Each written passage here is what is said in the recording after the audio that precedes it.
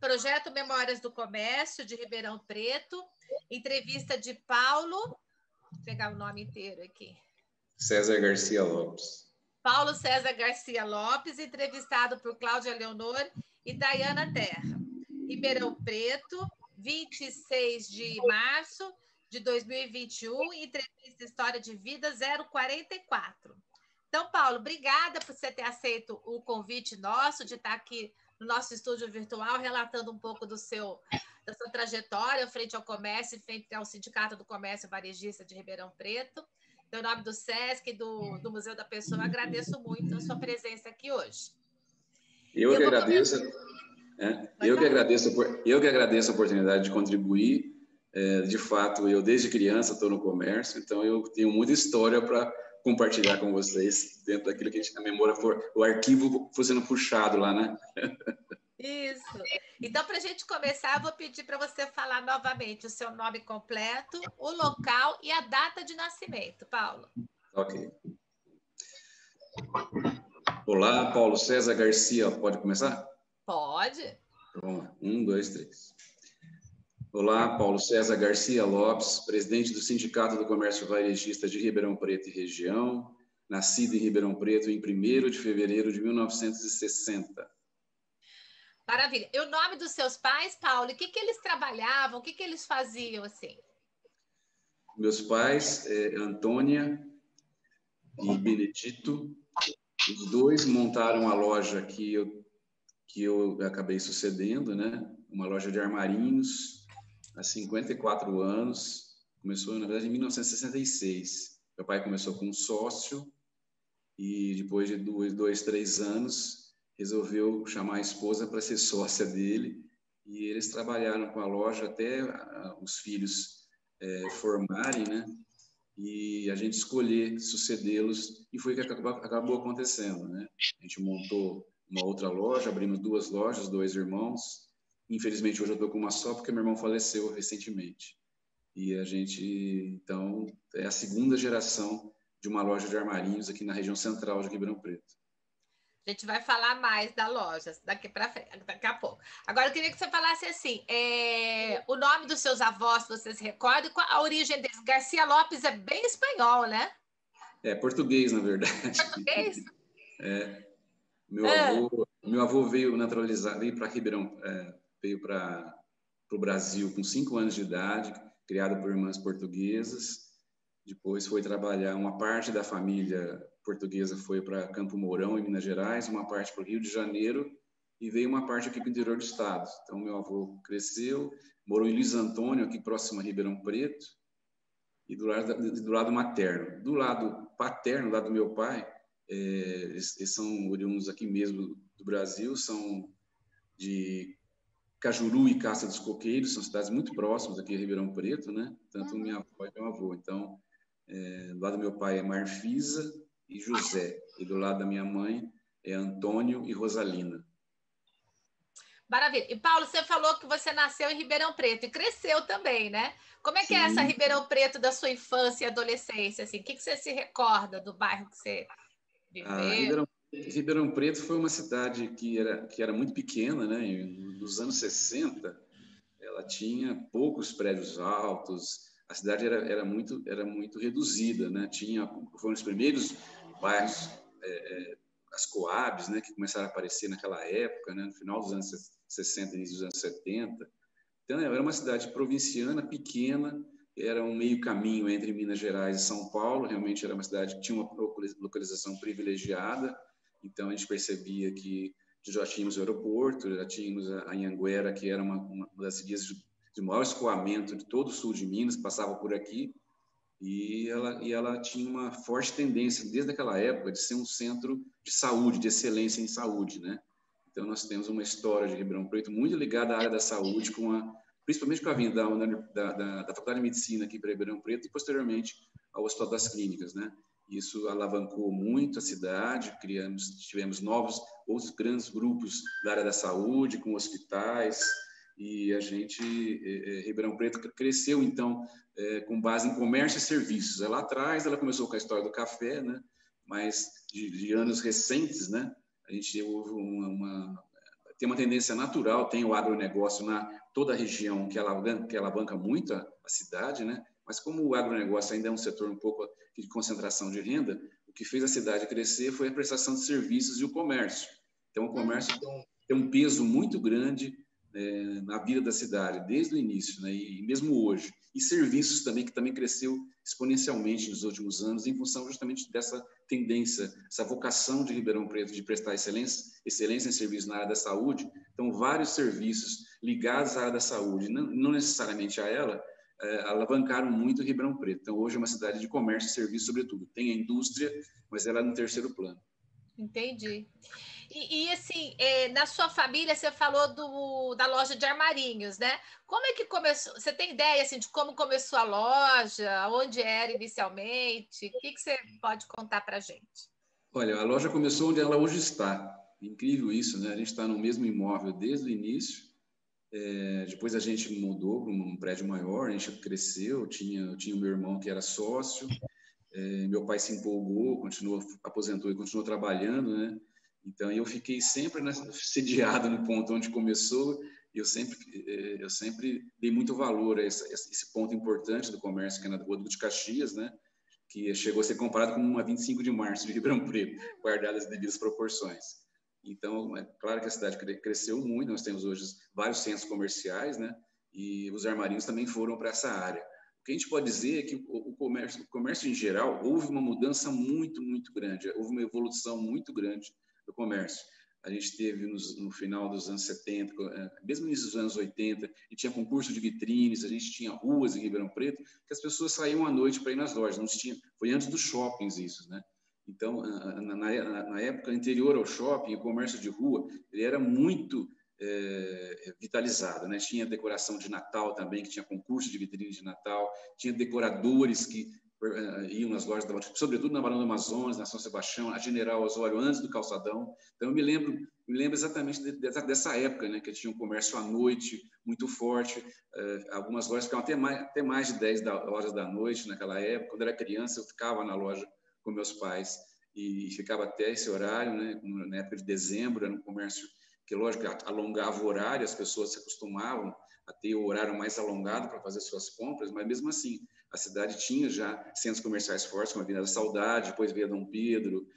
Então, o comércio ele cresceu muito nesse período aí. E com a vinda dos shoppings, aí explodiu, né? Porque aí a região começou a vir a Ribeirão Preto com mais intensidade ainda.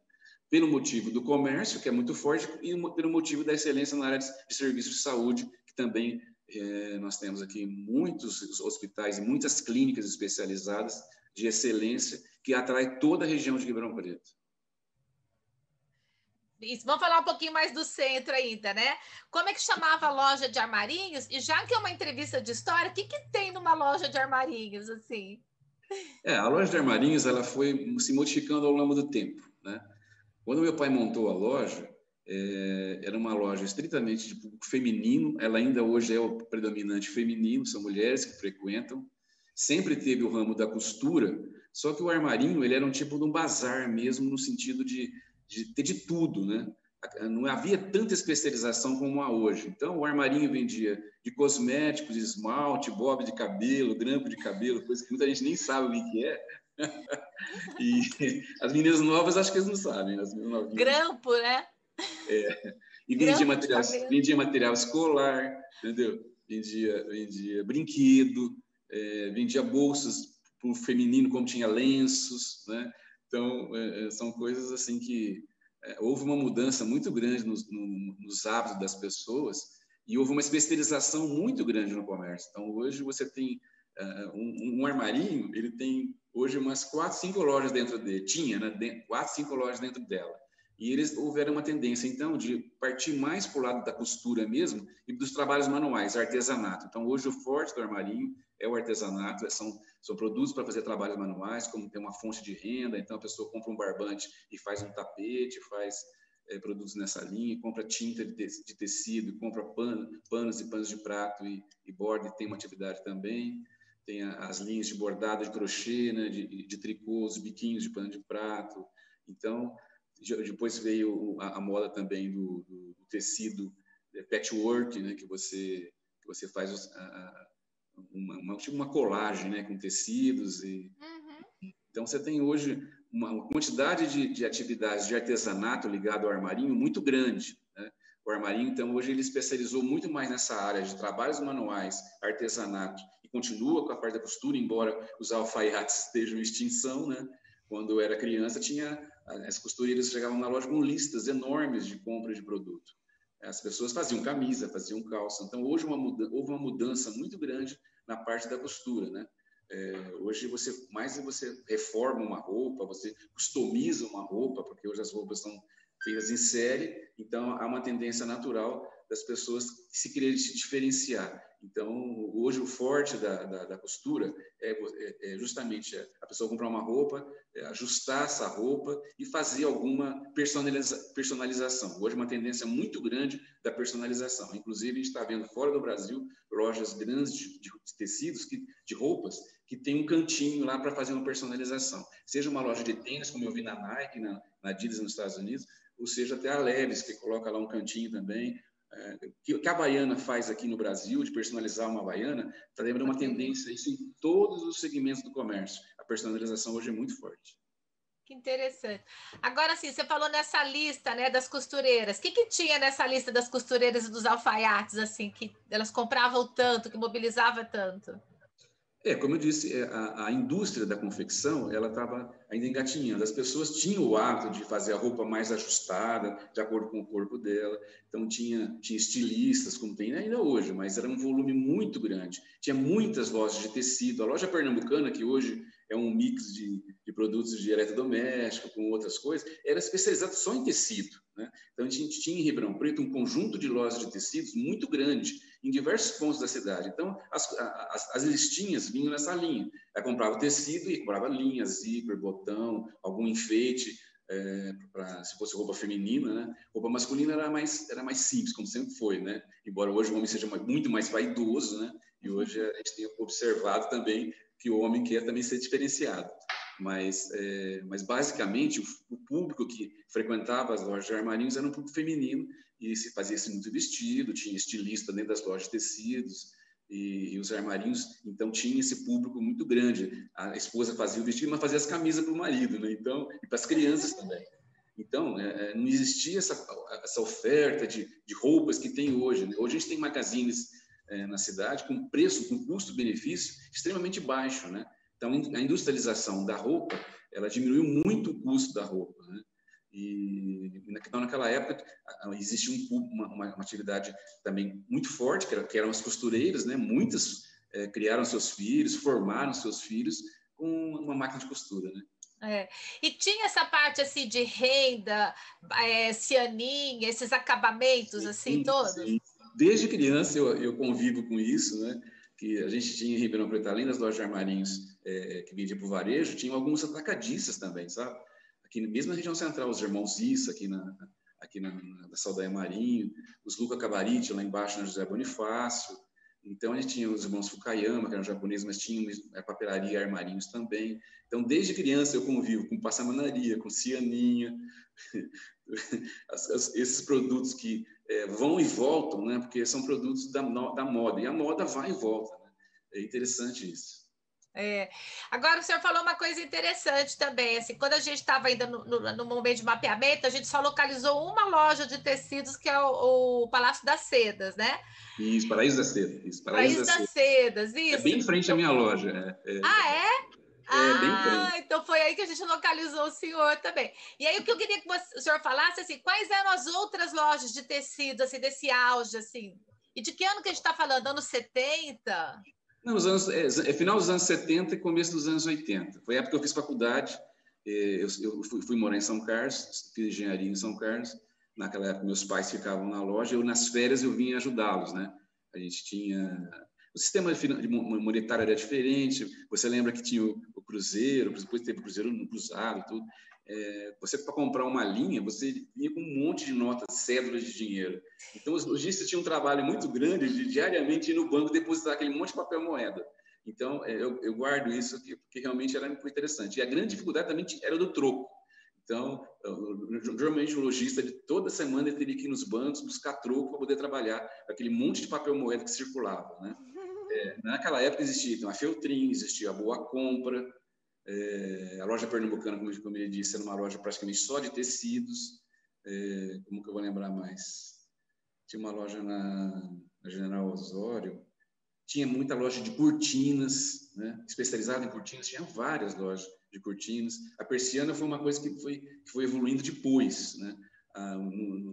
A moda sempre foram cortinas, né? Os clubes faziam cortinas, os bufês faziam cortinas, os apartamentos, as casas todas tinham decoração muito à base de cortina. Então tinha muita loja de cortinas em Ribeirão Preto, além de loja de tecidos. Entendi. E me fala uma coisa, na época do carnaval, antes, né? Para fantasia, essas coisas, o pessoal saía na rua, clubes. Sim. O armarinho sempre esteve muito intimamente ligado ao carnaval. Seja porque que as pessoas pegavam, às vezes, uma roupa, uma bermuda, uma camiseta, seja para criança ou para adulto, e sempre faziam uma decoração extravagante, né? Sempre houve uma tendência natural disso. Então, o carnaval sempre movimentou muito o comércio, sobretudo de armarinhos. Era uma época que as costureiras trabalhavam muito, e mesmo as mães, né, as donas de casa, geralmente elas tinham uma formação de corte e costura básico, né? E todo mundo se aventurava a fazer uma fantasia, mesmo que simples que fosse. Havia uma quantidade de pessoas muito grande envolvida no carnaval, né? O carnaval era uma festa realmente popular. Ela foi, ao passar dos anos, perdendo a força, infelizmente, né? Houve uma mudança muito grande. As crianças hoje, existe um trabalho das escolas de fazer as crianças curtirem o carnaval, mas realmente o carnaval não é como antes. Seu Paulo, tinha assim essas lantejola, brocal, essas coisas todas? Sim, isso é um produto muito antigo, né? O brilho sempre foi uma alternativa para se diferenciar, né? Nós tivemos ao longo do tempo a moda, né? Todo produto brilhante teve algumas fases mais áureas, assim, vamos dizer assim, né? Então, é interessante isso que você falou. Além de, mesmo uma roupa fina, né? Tinha bordado com lantejoula, com pedraria. Até hoje ainda existe isso. Os vestidos de festas usam ainda muita pedraria, né? Diminuiu um pouco o brilho no sentido de lantejoula, né? Mas o brocal, que é um pó metálico, né? Para trabalhos manuais, também das crianças, dos trabalhos escolares, né? E os artigos de festa, né? Sempre utilizava muito brilho através desse material. Mas a confecção até hoje usa muito, sobretudo o bordado. Mesmo a noiva hoje, os vestidos de noiva ainda usam muita pedraria, mas você vê na TV, por exemplo, algumas artistas, né, que usam roupas brilhantes. Hoje o homem também está usando roupa brilhante, que é interessante. Uma mudança muito do perfil, né, das pessoas, né? Hoje o homem é chamado metrosexual, então nesse sentido ele é muito mais vaidoso, né, no sentido não só de aparência, de cortar cabelo, de limpeza, de aparência, né, mas da roupa mesmo. A gente percebe uma tendência do homem ser muito mais vaidoso do que ele foi. E a gente está vendo esse mercado novo, né, que é o homem vaidoso. Uhum, perfeito. O senhor não falou o nome da loja ainda, seu Paulo? Eu vou falar. A loja é Jobel Armarinhos. Foi uma ideia do primeiro sócio do meu pai, que juntou as iniciais dos nomes dos dois sócios, José e Benedito. O Hélia de Lopes, que é o sobrenome. Então, foi uma ideia, assim, Jobel, né? Por coincidência, a palavra job em inglês é trabalho. Então, a logomarca que a Jobel, que eu desenvolvi isso depois de muitos anos, eu comecei a enxergar que o nome da loja tinha a ver com trabalhos manuais. Então, eu fiz uma logomarca com a palavra job, um carretel de linha, com J-O-B-I-L saindo, né? Então, a logomarca foi muito feliz, foi uma feliz coincidência, né? Da palavra Jobel ter a palavra job, que significa trabalho, né? E colocando uma linha, ficou trabalhos manuais. Então, ainda foi um desenvolvimento de um amigo meu que é arquiteto, que pensa muito nessa linha, né? E foi muito feliz da criação da minha logomarca. Então, Jobel Armarinho desde 1966. Fantástico. E o senhor começou a trabalhar cedo na loja? Sim, como eu te disse, todas as férias eu ajudava, eu ia no banco para o meu pai, pagava sempre as contas, arrumava sempre o estoque, ajudava na arrumação da loja. Como eu disse no início, as lojas precisavam ser mais arrumadas, a gente sempre estava de olho de forma a deixar a loja mais um ambiente mais acolhedor, né? E eu sempre, desde criança, fazia isso. Depois, com o passar do tempo, depois eu me formei em engenharia, tentei trabalhar na minha área, que é engenharia de produção, num banco. Quando eu vi que o comércio tinha a ver comigo, por causa desde criança, eu abandonei essa profissão, embarquei com meu irmão, que era engenheiro civil também, e montamos 2 lojas. E então a Jobel, eu acredito que a gente não sabe o que os filhos vão fazer hoje. Os filhos vão ter um filho uma professora e um filho engenheiro também. Mas a minha ideia é ficar com a loja até quando eu puder, porque realmente quem nasce com uma loja de armarinhos morre com uma loja de armarinhos. É difícil a pessoa fechar uma loja de armarinhos, porque é uma coisa que nasce com a gente se apega demais àquilo e fica no sangue da gente essa vontade de fazer, de comercializar, de você estar sempre comprando novidade, indo em São Paulo, participando de feiras, tem as tendências. Então, é muito interessante. Realmente é uma loja de artigo agregado de valor relativamente pequeno, mas que é muito rica em detalhes, né? O armarinho tem muito detalhe. Então, eu acho que para mim foi um aprendizado muito grande, desde criança, estar sempre junto disso, tanto que eu acabei ficando com a loja, né? Depois, posteriormente, fiquei assumindo o sindicato, né? Mas até hoje eu trabalho com a loja e o sindicato paralelo, né? A minha esposa também formou professora e fica na loja o tempo inteiro. E a gente vê, então, uma possibilidade da loja ficar muito mais tempo ainda no ar aí, se Deus quiser. Maravilha. Deixa eu perguntar uma coisa para o senhor. Como que o senhor começou a se envolver com as atividades do Sindicato do Comércio?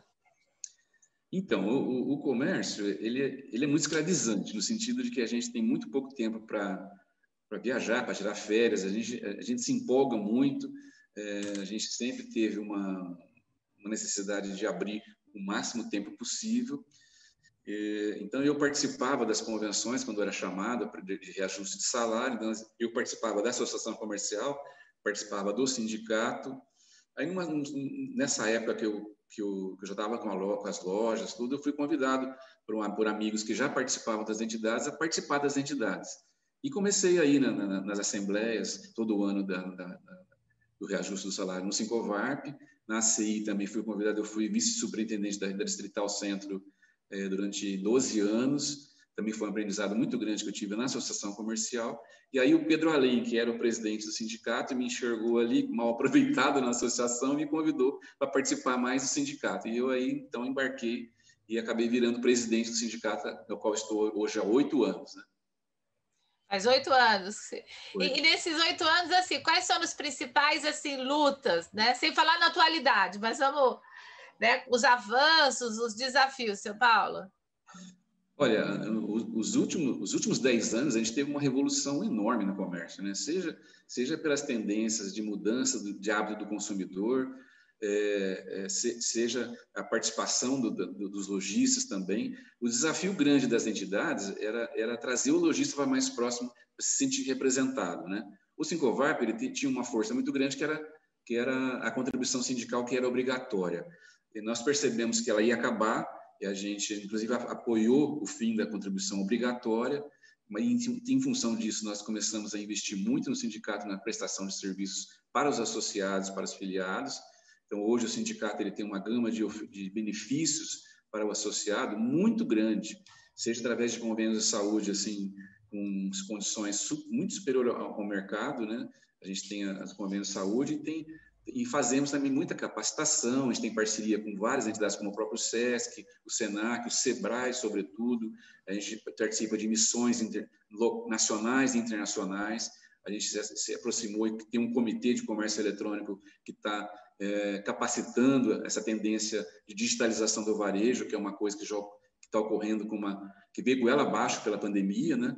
E então o sindicato ele foi obrigado, né, nesse sentido obrigado entre aspas, né, no sentido de acompanhar as tendências do varejo, né? E esse trabalho a gente tem feito com bastante força, tá? A gente está sendo muito respeitado. O nosso papel também de elo de ligação entre os associados e o poder público aumentou muito. Hoje nós somos muito respeitados na cidade, seja do Ministério Público, Câmara Municipal, Prefeitura, diversas secretarias, mesmo no Estado, né? Então, as entidades têm uma força importante, né, de fazer essa ligação e levar os pleitos dos lojistas. Então, a gente faz esse trabalho quase que diariamente, de estar sempre em contato com a necessidade dos lojistas, né? E levar às instâncias superiores. Então, nós somos essa ponte, né, de ligação entre os lojistas e o poder público. Agora, o senhor falou uma coisa que eu considero assim, super importante, que eu queria que o senhor falasse mais assim, quando começou a ir, na visão do senhor, né? A questão da digitalização do comércio, né? Agora deslanchou, né? Mas quando que vem isso assim, no horizonte do Sincovarp? Olha, já faz mais de 5 anos, a partir de uma missão que eu fui, que eu sempre tinha intenção de ir em Nova York, na NRF, que o Sebrae anualmente realiza essa missão para lá. A NRF, National Retail Federation, esse é o termo ao pé da letra, né? É uma convenção anual que diz do mercado americano e mundial das tendências do varejo, do comércio em geral. Quando eu fui em 2017 a primeira vez, eu fiquei assim, entusiasmadíssimo, porque o comércio eletrônico já tinha alavancado muito, havia uma certa euforia com a tecnologia, porque a velocidade do avanço tecnológico nessa área estava muito grande, né, das lojas automatizadas, o self-service, né, o check-out nas lojas, a loja inteligente, com câmeras, com área de inteligência artificial. Aí o que a gente percebeu ao longo eu participei depois de 2017 mais 3 viagens para lá. O Sebrae, sempre junto com o Sebrae Ribeirão Preto e o Sebrae São Paulo. Então, eles incentivavam os lojistas a ir para lá. E a gente, então, o Sincovarp está desenvolvendo um projeto muito interessante de um marketplace para os lojistas, para incentivar a produção, o comércio local e digitalizar as empresas. É uma tendência natural, o celular explodiu, as pessoas hoje, é difícil alguém que não olhe um celular para consultar sobre qualquer compra, sobre qualquer necessidade que você vai fazer. Então, as mídias sociais explodiram também. Então, hoje o comércio, ele tem, ainda hoje, a atividade do comércio presencial, comércio físico, ele é muito maior do que o digital. Mas a pandemia exigiu isso, né? Faz que alguns períodos ficaram fechados e havia a oportunidade de você substituir essas vendas que você estava perdendo no comércio fechado com as vendas do digital. Só que o digital não é somente um site, uma loja eletrônica. O digital é você atender por telefone, por WhatsApp, você fazer live nas mídias sociais e fazer, por exemplo, um desfile, uma oferta, venda mesmo de produto pelo Instagram, pelo Facebook. Então, nós percebemos que houve uma convergência, né, de caminhos alternativos que o cliente tinha experiência da compra, não necessariamente na loja física, mas ele tinha essa experiência pós-venda e antes da venda. Então, hoje, a venda é digital, né, que é uma mistura do físico com o digital. As coisas se complementam. Então, no início, houve uma certa euforia, as pessoas achavam que o comércio físico ia acabar, que tudo ia ser automatizado. Não é bem assim. Hoje, a última missão que eu tive em 2020 em Nova York, na NRF, o centro ainda continua sendo o ser humano, as pessoas. Então, foi interessante eu acompanhar de 2017 para cá, porque foi justamente essa mudança de foco, né? Que a gente tinha muita tecnologia no início e hoje nós temos as pessoas no centro das coisas. Porque sem as pessoas, se não houver uma experiência, se não tiver uma satisfação, se você não ouvir o cliente, se você não acompanhar as necessidades e criar novas necessidades, o cliente ele vai sempre se acomodar, né? E hoje, com a facilidade da internet, das pessoas saberem quanto custa as coisas, para você ir numa loja somente pelo preço, é muito difícil. Você tem que ter um ótimo atendimento, você tem que colocar um grupo de funcionários capacitados para poder informar. Hoje o cliente sabe muito mais que os vendedores, é isso que está acontecendo. Então, hoje os vendedores têm que ser efetivamente consultores naquele assunto.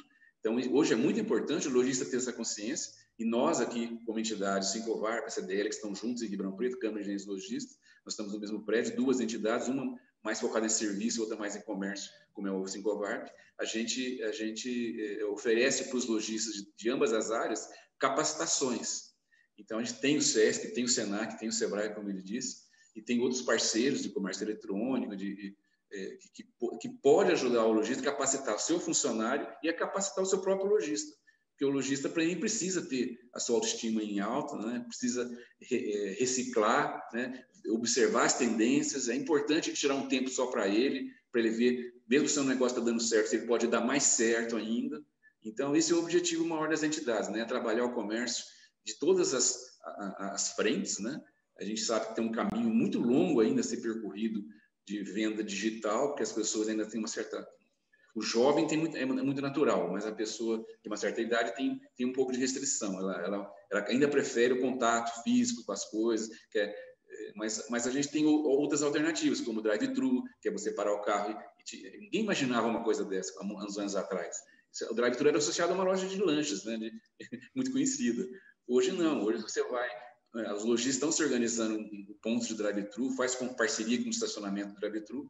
Quando o comércio não pode abrir, ele vai até o veículo e entrega a mercadoria lá. Então, você percebe que tem várias saídas, né? Hoje, no momento de fase emergencial, que não pode nem vender na porta, né? Tem o delivery que a pessoa leva na casa da pessoa. Então, são várias alternativas que o lojista hoje tem que ter em mente, que tem que trabalhar com todos os canais de venda. Então, isso que foi o grande diferencial que a tecnologia e a pandemia evidenciou. O lojista hoje tem que trabalhar todos os canais de venda. O que é o canal de venda? O canal de venda é a forma como você aproxima o consumidor do lojista e você entregar para ele as necessidades dele. Então, seja um simples telefonema, um WhatsApp, como eu disse, ou seja, através das mídias sociais, em que a pessoa pode ver uma oferta lá e depois acionar o telefone, ou você entrar no site da loja, tem os marketplaces, que as pessoas... Tem um grande shopping virtual, que você coloca a sua loja lá e coloca os seus produtos lá.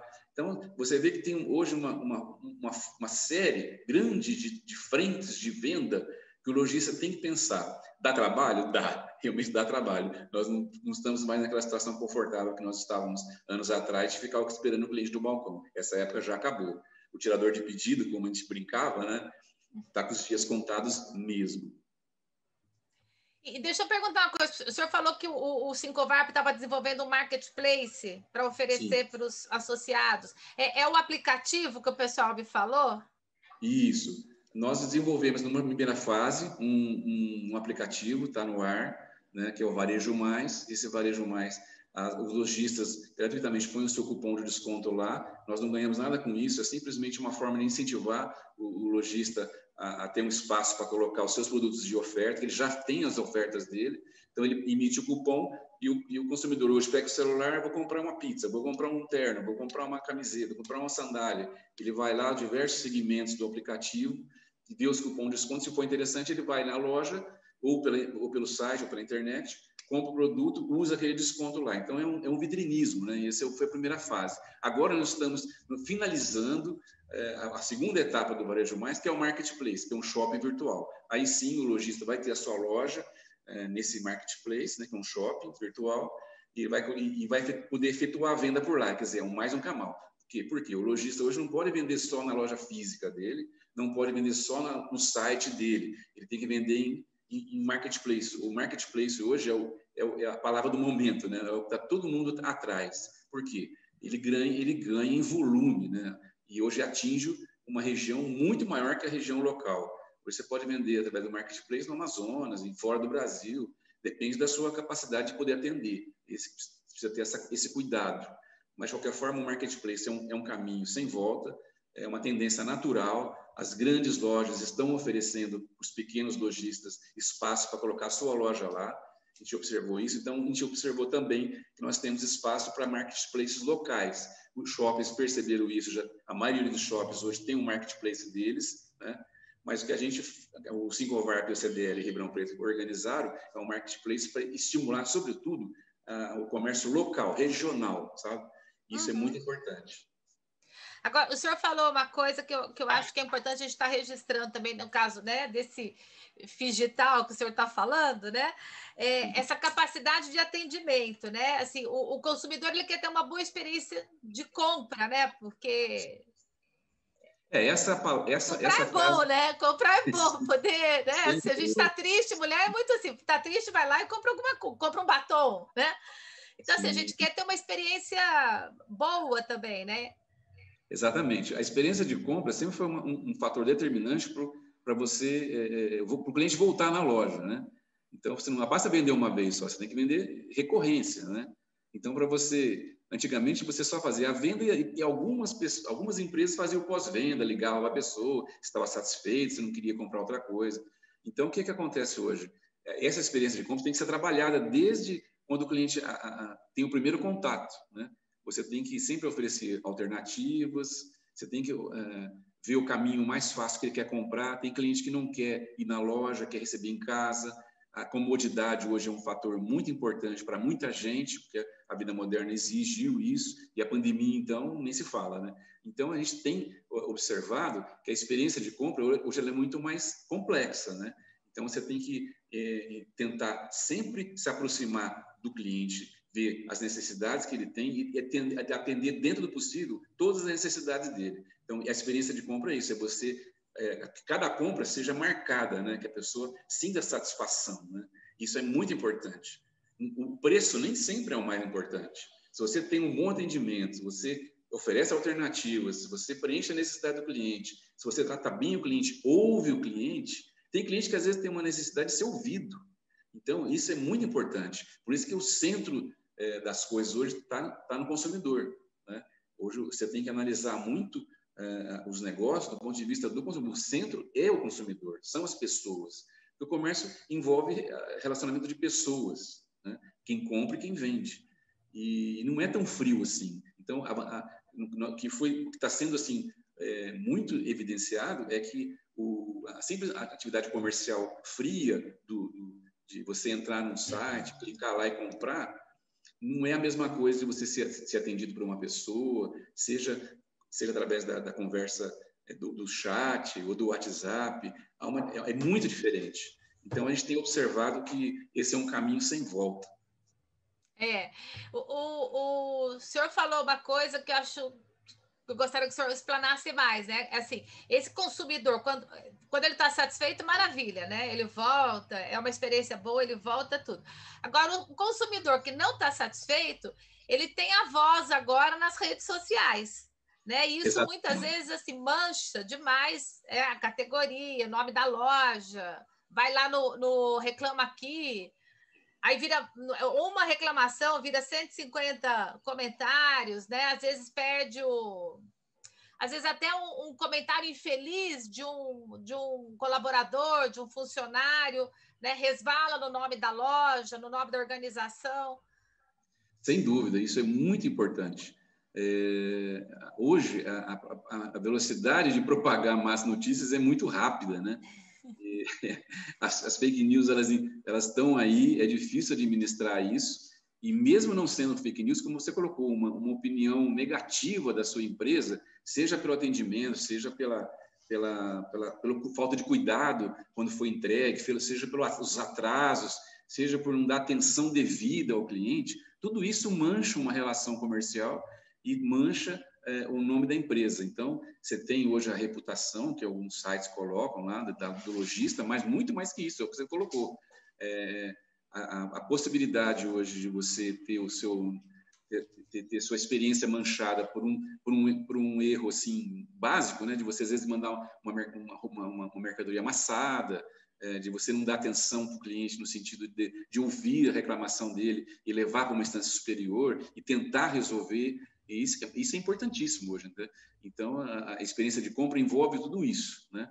Envolve você ser bem atendido antes, durante e depois. E também construir essa imagem, porque é o que você falou, às vezes uma pessoa só com um comentário muito forte, ela pode abalar todos os bons conceitos de 10 clientes que ficaram satisfeitos com a compra. Então, tem que ter muito cuidado com as pessoas que querem, que às vezes a pessoa reclama para ajudar você, lojista, a melhorar o seu atendimento, a melhorar a sua venda. Então, hoje é muito importante estar antenado com isso, acompanhar as reclamações e os elogios também dos clientes. Maravilha. Eu estou vendo aqui se a Daiana quer fazer uma pergunta. Sim, eu estava esperando um momento, porque você foi falando tão bem, Paulo. Eu gostaria de perguntar, retomar um pouquinho na sua infância, que você me contasse, por gentileza, onde você passou sua infância e como foi sua infância. Você brincou em sítio, em casa? Como que foi? Conta um pouco para a gente, por favor. Como eu disse, eu sou filho de lojista, né? Então, eu demorei para conhecer o mar, né? Foi um período no começo da loja que meus pais trabalharam que era muito difícil, né? A gente não viajava. Mas eu fui uma pessoa, como se diz, normal, né? Que brincava de bicicleta, que tinha as brincadeiras. Tenho 61 anos, né? Então, eu sou de uma geração que muito diferente da geração atual dos meus filhos e provavelmente se eu tiver netos, né? Essa diferença. Então, de criança, meus pais já eram lojistas. Desde criança, como eu disse, eu frequentava a loja. Meu pai nunca criou dificuldade de eu querer ficar na loja por simples curiosidade. Eu ficava lá e comia pipoca no pipoqueiro, sorvete no sorveteiro. Eu não saía das coisas lá próximas da loja, né? Mas isso foi importante, né? Foi importante porque eu cresci valorizando o trabalho dos meus pais. Eu percebi que o comércio trouxe toda essa formação para mim. Eu também dei esse exemplo para meus filhos. Eu concentrei tudo na formação e na educação dos meus dois filhos. Então, o que eu aprendi com meus pais, eu passei para frente. Eu acho que isso é muito importante. Como eu disse, eu tive uma infância num período que as coisas eram muito diferentes. A escola pública ela tinha uma força muito grande. Havia professores de excelente qualidade nas escolas públicas. Eu só fui estudar escola particular praticamente no cursinho, né, para prestar vestibular. Então, houve uma mudança muito grande no sistema educacional e eu tive uma infância, como disse, como a maioria das pessoas teve, né? Do cinema, dos brinquedos. Não havia internet nessa época, né? Nem sonhava com isso. Então, eram os brinquedos naturais que a gente fazia, né? Que eram as reuniões de família, as festas importantes de final de ano, de encontros da família, os aniversários. Sempre tivemos isso.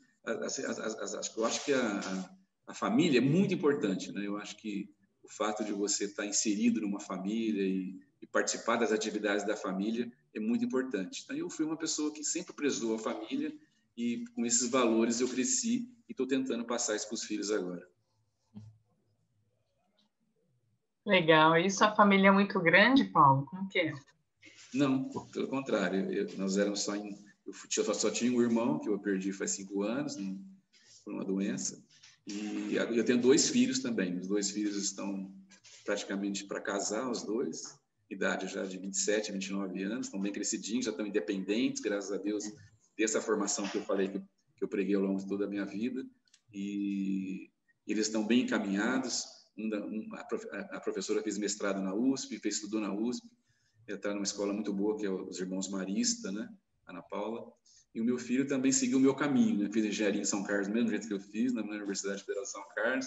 Está numa grande construtora, começou como trainee, hoje já é coordenador de obras e projetos, trabalha com 27 anos, tem um cargo muito elevado, muita responsabilidade, é um meninão ainda que administra um monte de pessoas. Eu me surpreendo quando eu vejo isso, para mim ele é sempre um menino, né? Então, é essa fase que a gente está vivendo agora, de ver os filhos independentes. Isso é muito gostoso. Bacana. É fruto de muito trabalho, no caso do seu, da sua esposa, né, Paulo? É fruto de muito trabalho. Sim, então, é o fruto de um pensar igual, né? Nós dois nos dedicamos muito aos filhos, na formação deles. Desde o início, a gente concentrou todo os esforços no sentido de dar a melhor educação para eles, para eles serem independentes. E a loja está aí, se precisar da loja, está aqui como uma alternativa, né? Mas eles têm uma excelente formação, estudaram em escolas excelentes e estão indo muito bem, graças a Deus. Paulo, eu gostaria de perguntar sobre, no caso, né, seu casamento. Você comentou que a sua mãe ajudou seu pai, né? Era sócia do seu pai na loja. A sua esposa trabalha com você também? Como que é? Acabou seguindo a mesma linha, né? Quando a Márcia ficou grávida, né, minha esposa, ela era professora numa escola boa, que chama Vitepax, né? E foi um período que estava fechando muita sala de aula, tudo. Eu falei, Márcia, vem trabalhar comigo, né? E ela entrou na loja como uma funcionária normal, sabe? E trabalhando junto, ela aprendeu a trabalhar e isso foi muito importante para mim.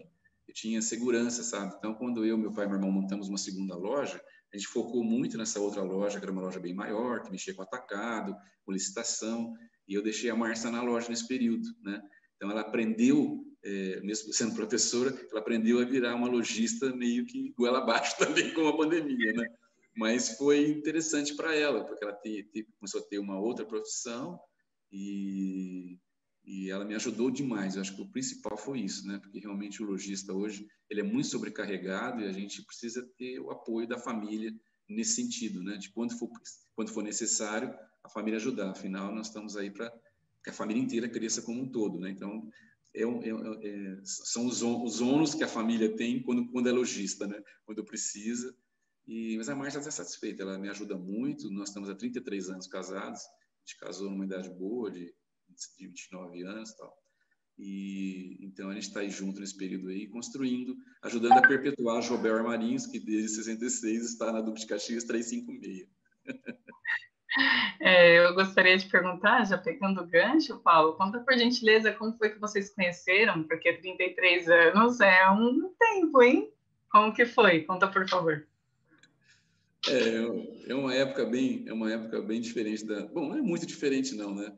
A gente se conheceu nos barzinhos de Ribeirão, né? Ribeirão sempre teve vocação para os barzinhos da moda aí, né? Que sempre abre um barzinho, vai todo mundo por moda, frequenta aquele barzinho. A gente se conheceu no barzinho. E eu estava formando, ela também, né? Acho que foi questão de o que você falou, foi oportunidade, né? Eu estava numa idade que eu tinha que pensar já em me estabilizar, ela também, a gente começou a namorar, namoramos 3 anos, ficamos noivos e casamos.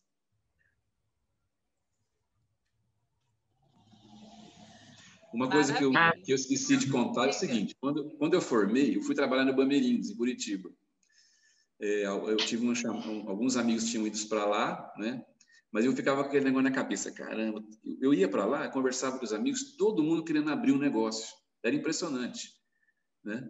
Então eu falava, poxa, eu tenho um negócio na minha mão, eu posso crescer esse negócio, né? Então para que eu vou começar uma outra atividade se eu tenho uma coisa que já está mais de 30 anos no mercado, com um nome muito grande, que é a Jobel tinha?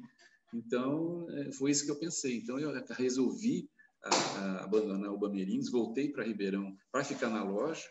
O meu irmão engenheiro civil também pensava igual, então a gente montou uma segunda loja e a gente então encontrou esse caminho aí do comércio, entendeu? A gente viu os pais numa situação muito melhor do que a gente estava começando, né?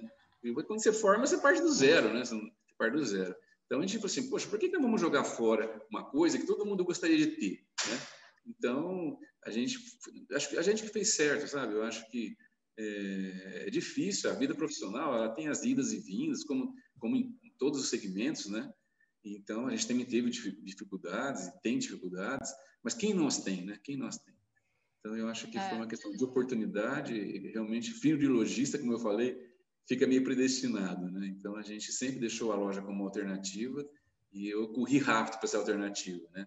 Vamos ver os filhos, como é que vai ser o caminho. Ô, Paulo, e você teve essa percepção que foi mudando, assim, desse setor de aviamento, de finalização de costura para esse setor de artesanato, né? Como é que você foi percebendo isso? Assim, foi mudando o perfil da clientela? Porque assim, eu tenho milhares de amigas, milhares não, mas umas dezenas de amigas assim que fazem 1000 coisas nas horas vagas, assim, e tudo artesanato, né? Essa mudança, na verdade, sempre existiu. O armarinho ele tem algumas vertentes. Tem o ramo da costura, tem o ramo do artesanato, tem o ramo de outros lojistas menores que compram da gente para revender. Tem as costureiras, como eu falei, né? O tanto da costura, trabalhos manuais e o artesanato. Trabalhos manuais também é muito forte, né? Então, o que eu percebi, como a gente sempre trabalhou com todos esses canais aí de alternativas do armarinho, alguns foram diminuindo muito. Então, as costureiras foram diminuindo, os alfaiates foram diminuindo, a gente percebeu. E as próprios fabricantes de linha foram lançando os produtos, os tecidos, né? As lojas de tecidos começaram a nos procurar, porque fechou muito loja de tecido, então o armarinho era um canal de venda de tecido, né? Sobretudo por essa parte de patchwork, esses trabalhos aí. Então, houve uma tendência natural disso, a gente foi observando. Além das feiras que eu participava também, sempre participei de feiras, acho que é importante você acompanhar o mercado, ver os fabricantes, o que eles estão enxergando, o que eles estão divulgando, o que eles estão incentivando, né? eu ia por conta própria, feiras ligadas ao setor de aviamentos e de artesanato. Entendeu? Então, eu ia nas feiras em São Paulo e acompanhei essa mudança do perfil do consumidor. E aí a minha loja também foi mudando, né? Então, eu coloquei tinta de tecido que eu não tinha, tecido, como eu falei. No começo era só tecido para bordar, era só toalha para bordar. Hoje não, é para pintar, para bordar, para você costurar mesmo. Então, hoje você tem muitas opções, né? De alternativas. Além do que, houve o que você falou, houve uma mudança de necessidade das pessoas ter uma fonte de renda, né?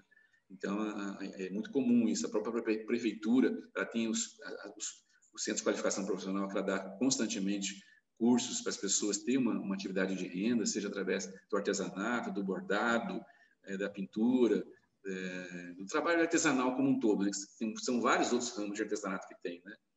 Não só ligado estritamente a armarinhos, né? Tem a parte de madeira, então, de aglomerados. Tem vários caminhos do artesanato. Ele é muito rico e está sempre em evidência, né? Uma coisa começa, uma moda de uma coisa, depois começa a moda de outra. A gente teve um período do artesanato natalino, foi muito forte, porque nós não tínhamos muita coisa importada. Então, no início dos anos 90, quando começou a vir coisa importada para cá, houve uma explosão de artesanato no setor de produtos natalinos. Mesmo as decorações utilizando reciclável, ainda existe isso hoje, né? Houve uma mudança muito grande também nos enfeites natalinos, que é um setor também interessante. E que todo ano, principalmente em Ribeirão Preto, nós, das entidades, sempre fortalecendo, porque realmente o espírito do Natal e o enfeite de Natal mexe com as pessoas, né? Eu acho que é um período muito rico, né? Do marketing, de poder trabalhar, de estimular as pessoas a refletir, ser mais solidária, né? Então, a gente mesmo percebeu esse ano, mesmo com todas as dificuldades, a gente fez, o Simbol fez a decoração aqui da parte da catedral. Então, a gente tem a parceria com as entidades, como o SESC, que a gente participou ano passado, ano retrasado, do concerto nas escadarias do Pedro II, da catedral, da Orquestra Sinfônica. Então, as entidades estão sempre ligadas nas atividades culturais também, que estimulem, né, as pessoas, né? Porque a vida não é só dinheiro, né? Tem muito mais coisa para viver, né? Então, é importante esse equilíbrio aí, né? Agora, assim, os fornecedores, como é que vocês contactam? Assim, tem muito, antes, né, uns 15, 20, era muito importante a figura do viajante, do vendedor. Sim, isso mudou muito. Hoje a gente tem... está mudando muito. Tem muitas grandes empresas que estão colocando você tirar pedido por conta própria, sabe? Você só liga para o vendedor para saber desconto, para ele conferir o seu pedido. Está havendo também uma digitalização nesse sentido de atendimento. O custo hoje do vendedor sair na rua é muito elevado, então as pessoas só saem na certeza, né, de que vai efetuar uma venda. Então houve uma profissionalização muito grande. E a indústria também, ela facilitou muito. Antigamente, a gente não tinha grande facilidade de comprar da indústria direto. E a indústria percebeu que ela tem muito mais segurança vendendo para vários pequenos do que vender para um grande depois que dá um tombo nela. Então, houve uma mudança, né, da pulverização das vendas das indústrias. As indústrias também estão montando lojas próprias, né?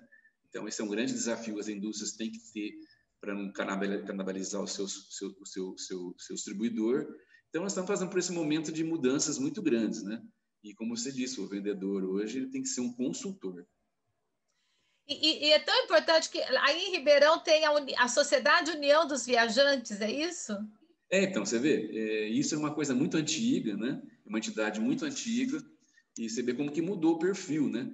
Em São Carlos tem a Associação dos Alfaiates. Pensa bem, um clube era uma associação de alfaiates. Então, você percebe que está havendo uma mudança muito grande no perfil das profissões, né? Eu acredito que muitas profissões, não é que vai deixar de existir, elas vão deixar de existir da forma como eram ontem, né? Hoje, a profissão tem que se adaptar, né? Lógico que algumas coisas têm uma tendência de acabar, né? Mas que a tecnologia substitui, o robô, a inteligência artificial vai substituir. Então, isso precisa tomar muito cuidado. Mas, mesmo assim, o ser humano é sempre imprescindível, né? É imprescindível e a gente tem que estar antenado para isso, né? Perceber que nada funciona sem a pessoa, né? Por melhor sistema que tenha, sempre vai ter falhas, e você tem que recorrer. E aqui, quem que você vai recorrer? Não é a máquina, é uma pessoa, né? Então, eu acho que a gente tem que ter em mente sempre isso, né? Que o ser humano é 100% das coisas, e é muito importante valorizar o funcionário, dar capacitação para ele, não ter aquela consciência egoísta que antigamente o lojista tinha, de não querer formar um funcionário que depois vai sair e vai trabalhar para outro. Isso é um pensamento retrógrado, né? Que graças a Deus está diminuindo muito, né? Então, a gente tem percebido que é uma tendência natural de incentivo as pessoas a se capacitar, porque a dinâmica das coisas está muito, muito grande, né? O que demorou 20 anos para mudar da fita cassete do CD, a velocidade da tecnologia da mídia hoje, nem existe mais mídia, né? Hoje está no YouTube, você assiste a hora que você quer. Então, você percebe como é que a tecnologia está mudando muito, e o sentido de posse também, né? Então, eu observei muito interessante, nos Estados Unidos, a pessoa não compra o carro, ela tipo aluga o carro. Ela aluga, já tem isso, já tem empresas de automóveis que está licenciando para você utilizar o automóvel, e depois você devolve e pega outro. Então, e o jovem tem muitas, principalmente o jovem, tá muito nítido essa mudança de valores para ele. Ele não quer ter posse sobre aquilo. O pessoal mais velho sempre tinha aquela necessidade de ser dono da coisa, de comprar a coisa, né? Hoje não. É você utilizar as coisas. As coisas estão aí para ser utilizadas, não tem sentido a posse. Então, o compartilhamento, a palavra compartilhar hoje é muito interessante, né? Se você imaginava que o Uber fosse ser o que é, ninguém imaginava, né? Que o Uber Eats, que começou vendendo alimento, hoje ele entrega de tudo, né? A pandemia fez com que as motos proliferassem. Hoje não tem nem como vender moto. Não tem moto não vender no Brasil, falta peça, bicicleta está faltando. Então, nós estamos passando por a pandemia e essas mudanças trouxe uma revolução que vai ser sentida nos próximos anos, sabe? Eu acho que nós estamos passando por um processo muito impactante, né? A pandemia é uma coisa mundial, deixou muita insegurança, ainda tem muita insegurança, mas mesmo assim está mudando a relação das coisas, os valores das coisas, as pessoas estão muito reflexivas, né? Isso é importante, e as empresas têm que também fazer essa reflexão, né? Por isso que a empresa tem que se capacitar, participar de entidades e estar sempre atenta às tendências e às mudanças do mercado. Você tocou num assunto que assim, a gente tem falado em todas as entrevistas, Paulo, mas eu queria saber, assim, no seu olhar, né? A gente está fazendo um ano de isolamento, né? Agora em março, né? Então, eu queria assim, que você recuperasse para a gente assim, como é que foi a chegada dessas notícias em Ribeirão para a questão do comércio, como que o comércio foi se estruturando com as normas de biossegurança, abre, fecha, como que o comércio foi se organizando em função da pandemia e com a ajuda do sindicato também? Olha, com certeza. A gente com toda...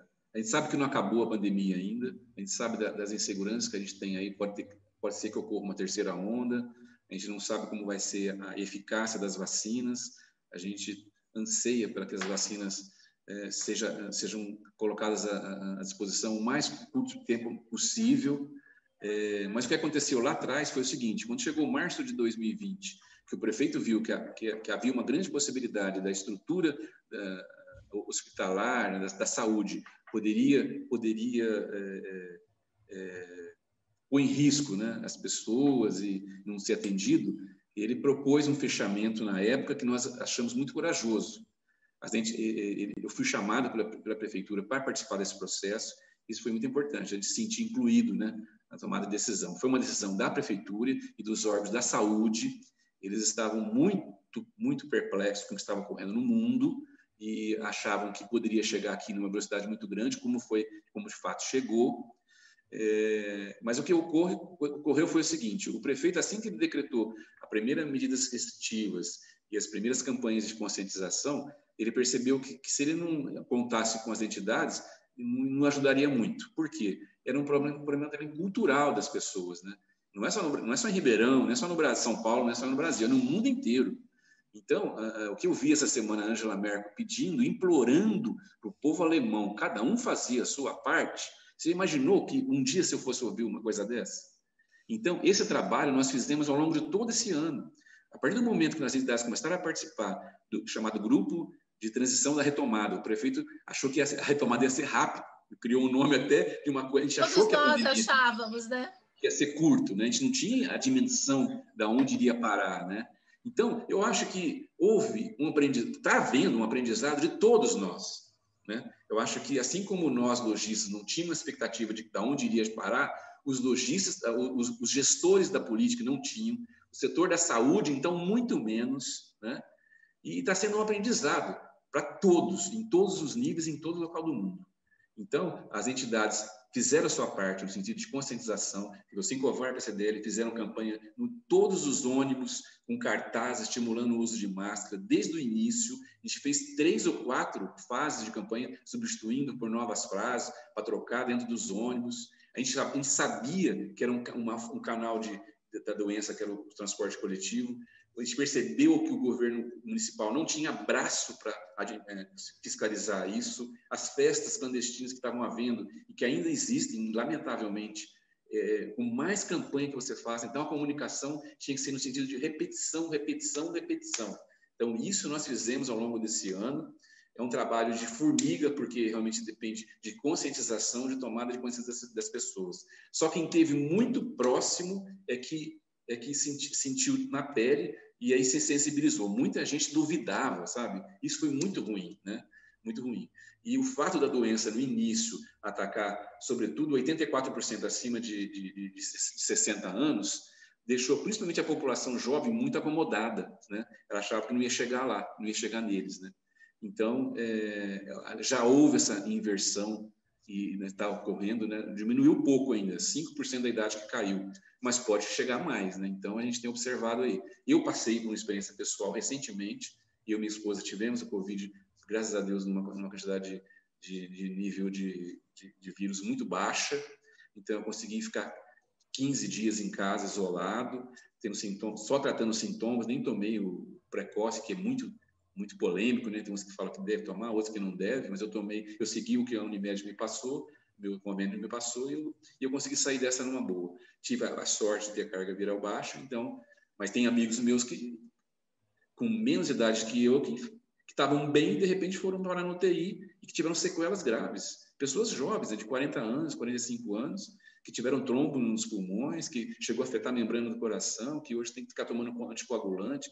Então, essa doença é muito traiçoeira, né? E infelizmente, mesmo o pessoal da saúde não tem muita segurança da onde vai chegar isso ainda.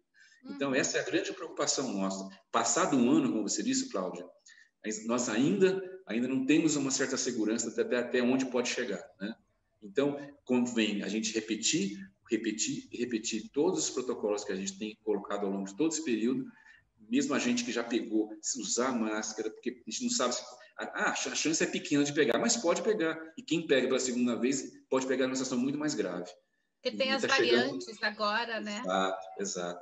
Tem o efeito memória no organismo que deixa o anticorpo aparecer? Tem, mas não é para todo mundo que é igual. E a gente percebe que cada pessoa que você conversa que teve o Covid teve sintomas completamente diferentes. Tem algumas coisas comuns, mas a minha mulher, por exemplo, foi só resfriada, ela espirrava que nem uma doida, entendeu? E ficou muito resfriada. Eu não, eu tive só um enjoo pra caramba, né? E desarranjo intestinal. Cada um teve de uma forma. O meu filho os sintomas são diferentes, né? Então, o meu filho que cuidou da gente não pegou. Incrível isso, né? Ele viajou comigo de São Paulo até aqui, não pegou. E a esposa dele, que nós ficamos lá meia hora para almoçar com ele, pegou. Então, e é jovem, entendeu? Tem 27 anos. Então, quer dizer, você vê que não existe um comportamento assim muito claro, né, dessa doença. Então, nós temos que analisar que isso pode ocorrer com qualquer pessoa, em qualquer idade. Está diminuindo muito a faixa de idade. Eu acho que o único caminho é a vacina. Sempre foi assim, porque quando a gente era criança, lembra que tinha que tomar o reforço da vacina? Então, a vacina é importante, né? Eu acho que as outras vacinas também serão tão importantes quanto. Eu acho que a vacina da gripe também nós temos que ter ela. Ontem eu vi o secretário da Saúde falando que tem que ter 15 dias de distância entre a Covid e a gripe, né?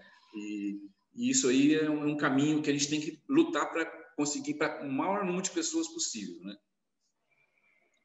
Agora, a pergunta inicial que você me fez, né, das entidades participarem, nós estamos participando ativamente, nós temos os canais abertos com a promotoria, nós nunca tivemos tão próximo dos shopping centers, porque a gente, como representante do varejo, no grupo de contingência, a gente foi obrigado a ouvir todos os segmentos. até segmentos que a gente não tinha muita proximidade, como o setor de cabeleireiro, né, as academias, sabe? A gente percebeu que o prefeito constituiu, no primeiro momento, um grupo de pessoas para ouvir. Então, ele pôs uma pessoa do agronegócio, pôs uma pessoa da área financeira do banco, pôs do comércio, serviço, indústria. Só que o serviço, a pessoa, serviço é muito complexo, é muito amplo, né? É amplo, então, né? É amplo demais, né? Então, você tem serviços de vários tipos de serviço. Então, está sendo um aprendizado muito grande e está sendo uma tomada de consciência muito grande da gente estar participando. Está tendo muito enriquecimento pessoal e profissional das entidades que estão participando do processo da pandemia, porque está acompanhando diariamente, a gente está sempre sendo ouvido, isso é muito importante. E os canais, como eu falei, com o Ministério Público, com os vereadores, com a Câmara Municipal, com o próprio prefeito, com os secretários do prefeito e com as outras entidades, uma aproximação com as outras entidades para perceber que todo mundo tem que trabalhar unido, trabalhar junto. O próprio prefeito viu que só Ribeirão Preto sozinha também não resolve, a cidade toda em volta influencia, impacta demais. Nós temos uma região rica que tem um movimento de um pêndulo de ida e volta todos os dias, pessoas que vão e voltam, que moram nas cidades vizinhas. Então, você percebe, é muito complexo o assunto da pandemia, muito. E a gente tem que ter muita serenidade nessa hora. Ficar tirando as calças e bater o pé também não adianta. Ficar reclamando não adianta. Fazer bravata não adianta. O que precisa é você procurar soluções e nós, das entidades, enxergamos isso e a gente sempre se coloca à disposição do poder público naquilo que for possível de conscientizar e fazer as pessoas seguir uma só direção. Porque se todo mundo quiser seguir a sua direção, também não dá certo. E o comércio se adaptou rapidamente, né, Paulo? Sim, a gente teve a oportunidade de ajudar no drive-thru, que é um caminho também importante, alternativo de venda. Aqui no centro, sobretudo, no Calçadão, que as lojas ficaram fechadas, o drive-thru que nós organizamos aqui, o Sincovar PCDL, ajudou muito o comércio, estimulou lojistas dos bairros a colocar em frente da sua loja, quando a área é recuada, a fazer parceria com estacionamentos, utilizar o drive-thru. Então, o delivery é importante e o drive-thru também. O Sincovar ajudou, inclusive na construção da lei. Nós fomos buscar na FEComércio, uma cidade que tinha proposto a lei aqui em Ribeirão Preto, convencemos o pessoal da saúde que o drive-thru não prejudicaria em nada, a pessoa ficaria dentro do veículo, a pessoa levaria até dentro do veículo, com toda a higienização. Então, graças a Deus, foi um trabalho que nós acreditamos desde o início, e a gente ajudou o prefeito foi uma das primeiras cidades a regulamentar o drive-thru. Essa semana eu tive uma informação em Sorocaba, depois de um ano, eles estão começando a fazer o que a gente faz aqui, para você ter uma ideia. É uma lei, Paulo? O drive-thru é uma lei? É uma lei municipal que a gente conseguiu um projeto, encaminhou, deu prontinha para o prefeito Nogueira. Ele assustou quando ele viu aquilo na mão, falou, não se pareceu isso, né? Eu falei, está aqui, ó, é um caminho que nós estamos achando.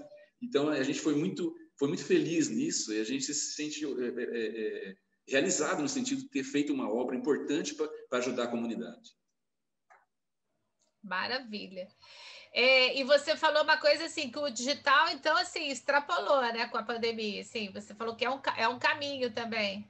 Sim, o presencial ainda é o predominante, isso vai demorar para realizar. Eu acho que, mas o importante é que é uma alternativa, né? Eu sei que o setor de restaurantes é muito difícil você equilibrar custos, né? Somente com delivery, e mesmo drive-thru, é muito complicado. Mas é um caminho para as pessoas, pelo menos, ter um mínimo, né? Alguns falam, mas nem compensa. Pensa, rever esse seu conceito, que você parar é muito pior do que você fazer pingar, né? Eu acho que pingar é importante, porque a gente sabe que são caminhos que são alternativos, né? E que eles vão conviver. Inclusive, quem imaginava que o shopping ia deixar o drive-thru lá de forma permanente? Nem ele sabia disso. Hoje ele está fechado, ele está usando o drive-thru. Mas eu tenho certeza que depois que ficar aberto, muita gente ainda vai ter reticência de entrar num lugar fechado, como um ambiente fechado como shopping, por mais controlado que seja, por mais asseado que seja. Então, ainda vai ter um lado psicológico ali a ser tratado, né? Exato. De estar em público, de voltar a conviver, né? Uma coisa que... Uma consequência a ser tratada ainda. Então, esses caminhos alternativos digitais não são só alternativos, hoje a exigência da empresa para sobreviver ter esses caminhos também alternativos de venda que não seja só presencial. É questão de sobrevivência mesmo. Literalmente, né? Paulo, tem alguma coisa que a gente não conversou que você gostaria de deixar registrado? Eu falei sobre o Varejo Mais, né? Hoje é o projeto nosso que está um pouquinho atrasado pela pandemia, mas eu acho que eu falei bastante Quer sobre falar ele. um pouco mais do Varejo Mais? O Varejo Mais tem um apoio do Sebrae São Paulo. A gente, desde o início, nós despertamos para essa ideia. Lá em 2017, na primeira vez que eu, André, aqui, que é o superintendente da CDL, a gente foi junto para Nova York na feira lá e percebemos que o Marketplace era um caminho muito bom para alternativo para alavancar as vendas, sobretudo do pequeno, que não tem possibilidade de ter uma pessoa própria para montar o seu site, o custo de montar um site é muito elevado, então ele precisa ser orientado, né? Então, essa parceria com o Sebrae está sendo muito importante. A gente tem lives constantemente, então é importante que as pessoas acompanhem o trabalho que o Sincovarp e a CDL colocam nas suas páginas, nos seus sites, no Instagram, no Facebook. A gente tem comunicados, toda mudança que há, a gente orienta os lojistas, a gente tem um central do lojista, que a gente divulga, que cadastra no WhatsApp o lojista que queira saber das novidades. Então, isso é um trabalho que a gente realizou desde o início, que está dando muito certo. Semanalmente, a gente recebe várias ligações de lojistas, tirando dúvidas. Você sabe que o brasileiro não gosta de ler, né? Então, isso é um trabalho que nós temos que fazer, de ouvir o lojista, de orientá-lo no sentido que está escrito ali, para ele tirar essa dúvida. A gente tem uma central de atendimento que nós montamos aqui desde o início, Sincovarp CDL, através do 3625-6924, que é um telefone que a gente coloca à disposição do lojista. A semana inteira ele toca, e no período, então, que tem essas reclassificações, essas mudanças, chove ligações e chove em mensagem de WhatsApp. Então, a gente está se sentindo prestigiado pelos lojistas. Eu acho que a pandemia trouxe essa aproximação, como eu disse, com os shoppings, com os lojistas de forma geral, e a gente está se sentindo realizado por esse trabalho que a gente está fazendo de conscientização, de ajudar na construção de uma saída para a pandemia, que a gente sabe que uma hora dessa vamos sair disso. Vai passar. Vai passar, né? Daiana, você quer fazer mais alguma pergunta para a gente finalizar? Não, eu tô satisfeita. Joia. Então, Paulo, a última pergunta para a gente finalizar mesmo, né? Sim, claro. A gente passou aqui quase 2 horas conversando sobre a sua trajetória no comércio, sobre a Jobel e todo o seu trabalho referente ao sindicato, né? E assim, não é uma entrevista jornalística, é uma entrevista de história de vida, né? O que você achou assim, dessa experiência de ter falado da tua trajetória pessoal, dentro da família, dentro da loja, dentro do sindicato? Qual é a importância dessa entrevista hoje para o projeto Memórias do Comércio? Eu acho que o projeto Memórias do Comércio é fantástico, né? Eu acho que é o que você colocou, né? A gente tem uma história de vida para contar, né? E quando você envolve a história de vida da pessoa, ela ganha uma outra conotação, né? Não é um simples trabalho jornalístico, é um trabalho mais completo, né? Então eu me sinto muito, muito lisonjeado de ser convidado para participar desse projeto. É um momento de reflexão que todos nós estamos passando, né? A maioria das pessoas, seja a nível da empresa, seja a nível pessoal, de trajetória de vida, a pandemia trouxe essa reflexão na ordem do dia. Eu acho que, por coincidência, esse projeto já estava em andamento antes da pandemia. Eu acho que, Cláudia, isso aí vai só valorizar ainda mais esse trabalho de vocês. Eu tenho certeza que, quando for colocado esse trabalho à disposição da maioria das pessoas, as pessoas vão sentir prazer de ler, de ouvir, de acompanhar todo esse trabalho, essas histórias, e principalmente por esse período rico entre aspas, né? Porque a gente está em um período crítico, né? E rico e crítico, né? São dois momentos difíceis da história da humanidade, né? Pela qual nós estamos passando. Nunca tivemos algo assim de impacto mundial que afetasse comportamento, negócio, saúde, perspectiva de vida. Realmente nós estamos passando por um processo ímpar na história recente da humanidade. E eu tenho certeza que esse trabalho que vocês estão fazendo vai ser muito enriquecido de ter atravessado esse processo aí e dando oportunidade da gente tentar expor aquilo que a gente prevê, né, com base no passado, prever o futuro de dias melhores, não é isso, Cláudia? Perfeito. Eu também concordo que a gente está assim, num momento privilegiado do projeto. A gente está fazendo a história do tempo presente. Eu fico emocionada com as tuas palavras, estou muito emocionada. Obrigado. Então, eu agradeço demais, viu, Paulo? Porque Eu acho que é um momento único e é um privilégio, de fato, a gente poder registrar essas histórias e trabalhando também, né? Mas é um momento único poder registrar essas trajetórias, né? De adaptação, de desafio, né? É um momento crítico, mas é um momento de aprendizado também, né? Para gerações futuras, eu acho. Acho mesmo. Sem dúvida, sem dúvida. Então, assim, em nome do SESC, do Museu da Pessoa, agradeço demais a sua participação. Foi belíssima a sua entrevista. Eu agradeço muito, viu, Paulo? Obrigado, Cláudia. Eu sou uma pessoa que coloca muitas vezes o coração na ponta dos dedos, então, às vezes eu fico preocupado de que a gente acaba se emocionando também e a experiência de vida da gente pesa muito nesse momento, né? Mas eu te agradeço, Cláudia, pela sua sensibilidade, pela sua reação, tá? Fiquei também muito contente. E obrigado, Aina, pelas perguntas, tá? E a gente está aqui à disposição de vocês, tá? O que precisar aí, tá bom?